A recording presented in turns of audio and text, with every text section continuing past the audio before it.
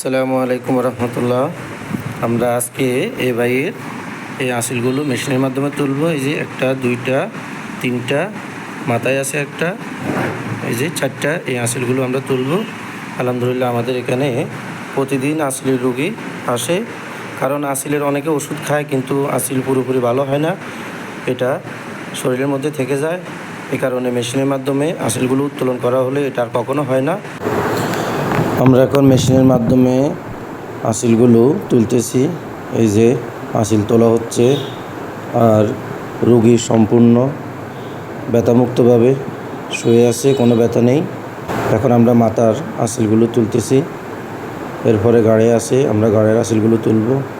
এভাবে আমরা শরীরে যেখানে আসিল থাকুক না কেন, এই আসিলগুলো আমরা মেশিনের মাধ্যমে ব্যথামুক্তভাবে উত্তোলন করে থাকি আলহামদুলিল্লাহ। আমরা এখন গলায় আসিলগুলো তুলতেছি। এখন আমরা গলায় যে আসিলগুলো আছে এগুলো উত্তোলন করতেছি সম্পূর্ণ ব্যথামুক্তভাবে, কারণ আসিলের অংশে আমরা লোকাল স্প্রে করে থাকি।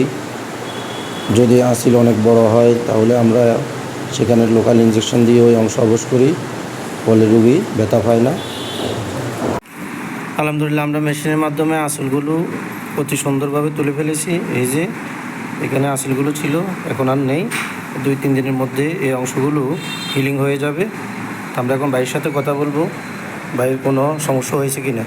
সালাম আলাইকুম ভাই, আপনি কি বেশি ব্যথা হয়েছেন? না ভাই, এখন কি অনুভব করতেছেন? ব্যথা অনুভব হয়? না আলহামদুলিল্লাহ এখন না ব্যথা পেয়েছি। এখন কি আপনি খুশি? হ্যাঁ আলহামদুলিল্লাহ। আচ্ছা, এর জন্য কি ওষুধ খেয়েছেন? হ্যাঁ আগে ওষুধ খেয়েছিলাম, হোমিওপ্যাথি ওষুধ খেয়েছি, কিন্তু ওষুধ খেলে কমে, আবার মনে করেন যে এরপর আবার বাড়ে। এরপর আবার বেড়ে যায়? হ্যাঁ আচ্ছা যাক আলহামদুলিল্লাহ, এখন আমরা একদম স্থায়ীভাবে আসিলগুলো উত্তোলন করেছি, আর কখনোই অংশ হবে না।